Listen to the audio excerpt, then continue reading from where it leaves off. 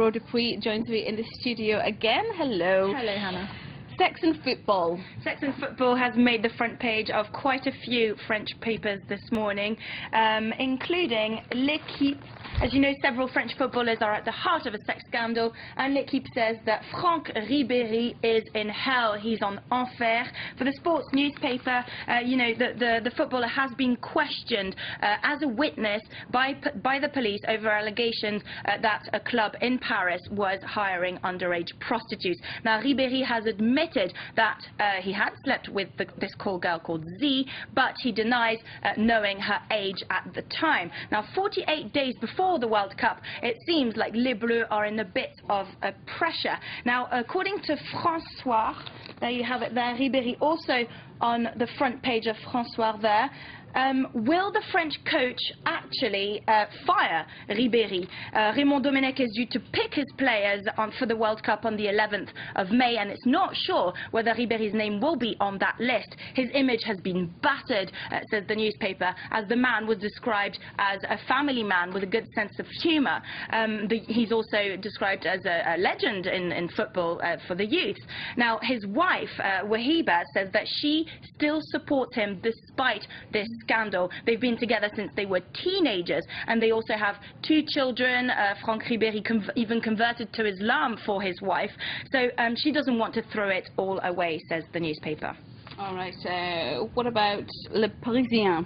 Le Parisien talks about another footballer who's allegedly involved in this sex scandal. It's Karim Benzema. Now, he's also due to be heard by the police as a witness in early May. Now, according to the same call girl, Benzema allegedly slept with her in 2008, so a year before Ribéry, when she was only 16 years old.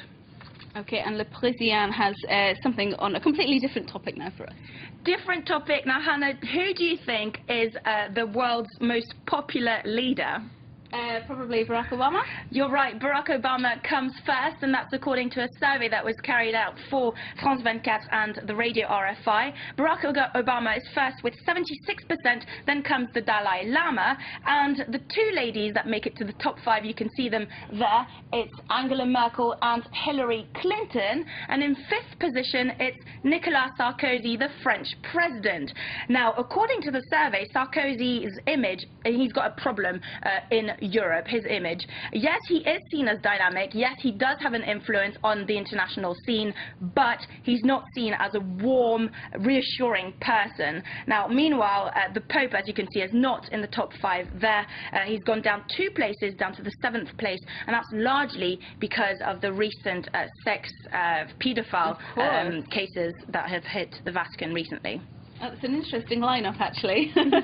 Not enough women there. Okay, let's move to Libération, because although Sarkozy is quite popular abroad, it's a very different story here. Exactly. At home, according to the left-wing newspaper, Libération says that Nicolas Sarkozy can no longer play the wise guy. Now, Libération says that according to its own survey, only 35% of the French have a positive opinion of the French leader. That's a record in unpopularity, says the newspaper, and many of the citizens view him as an agitated, not a dynamic leader, especially as he's come out with recent measures like banning the Islamic veil. He wants to do that soon. He's also wanting to scrap family allowances for families whose children are truants. So these measures, according to Libération, are a waste of time, and he needs to get himself together before the 2012 presidential election. Well, I wonder how his, if he improved his image here in France, how that would affect his international image and whether it would go up, because even Barack Obama at home isn't all that popular at times, so interesting. And finally, some local news for us. Some local news in the La Presse de la Manche, that means the Channel Press.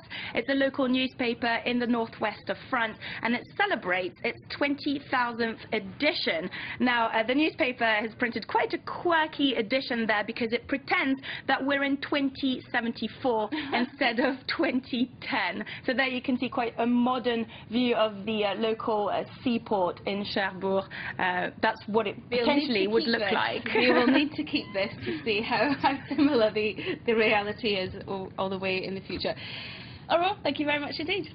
All right, let's get a reminder of the main international news headlines now.